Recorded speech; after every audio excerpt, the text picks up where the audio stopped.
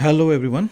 Welcome to this video in which I talk about business analytics. What is business analytics? That's a question that we're going to answer in this video. Business analytics is defined as the scientific process of transforming data into insights for making better decisions. That seems pretty vague, but it's actually a good definition telling you that you're working with data. You're not just looking at data, but transforming the data, and then you're gaining insights from it. And using those insights, you're making better decisions. So it is a data-driven, fact-based decision making, which is often seen as more objective than the other alternatives. So the other alternatives of decision making tend to be going with your gut, or experience is the other one. And so this tends to be looked on as more objective than the other modes of decision making. But in my opinion, that's one way or the other. Sometimes experience can play a huge role, and so having more experience might be more useful than having a lot of data, because the data might be obsolete or irrelevant. But either way, business analytics is a data-driven approach, and let's talk more about business analytics, right? Now, the tools of business analytics can aid in multiple ways. So, like I said, you are creating insights from data, but what do these insights look like? They can look like charts or graphs. They can look like tables, right? They can also, and what do these charts and graphs or tables do for you? Well, they can do things like accurately forecast a production plan that you're working on, or accurately forecast demand or sales for the next quarter or something like that, right? So there are multiple ways in which business analytics can be used. And the next thing that we're going to talk about are the different levels of business analytics that exist, and why they are useful and how they are useful. And that's what we're going to talk about next, right? So what are the types of analytical methods? So business analytics and data analytics in general can be divided into three categories.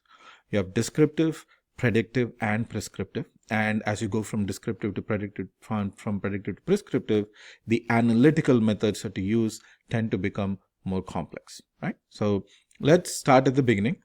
Descriptive analytics. So descriptive analytics encompasses, I'm going to move myself to the other side.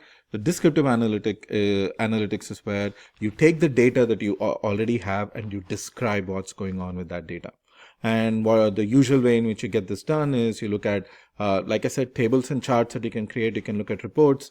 You can look at KPIs, or key performance indices, if you've ever heard that term.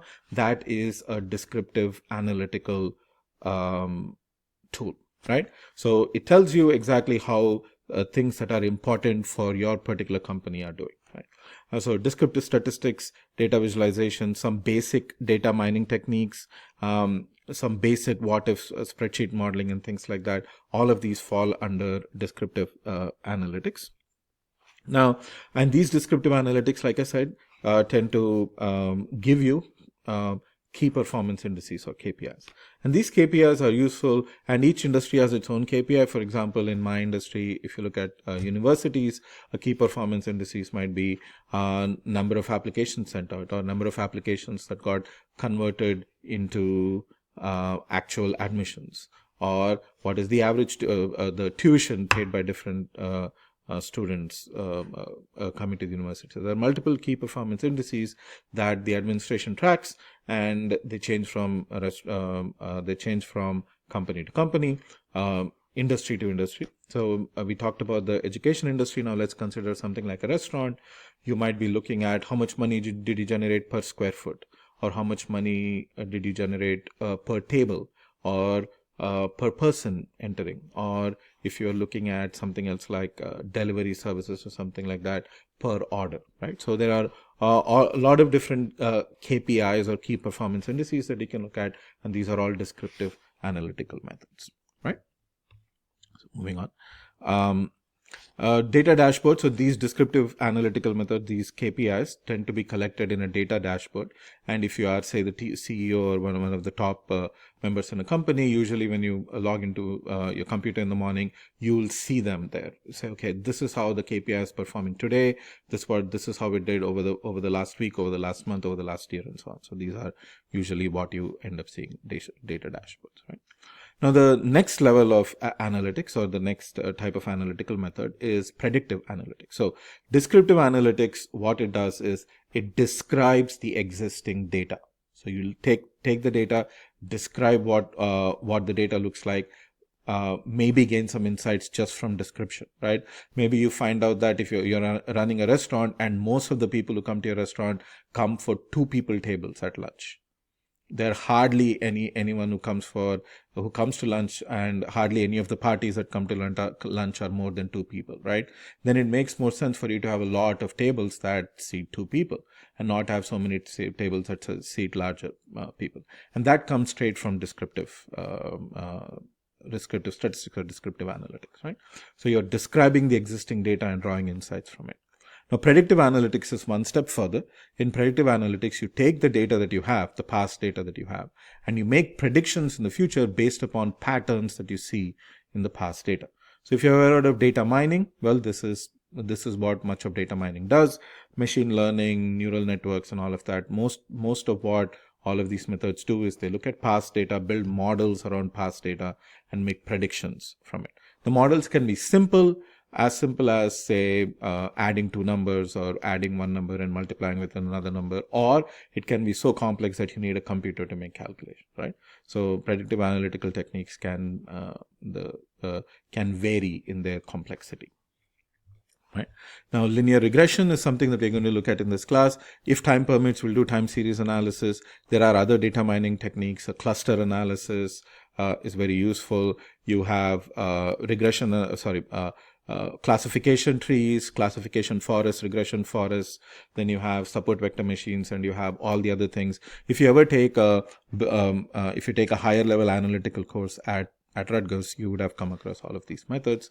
And the final method is, of course, simulation. So simulations where the system is so complex that you cannot get a mathematical hold of what's happening there.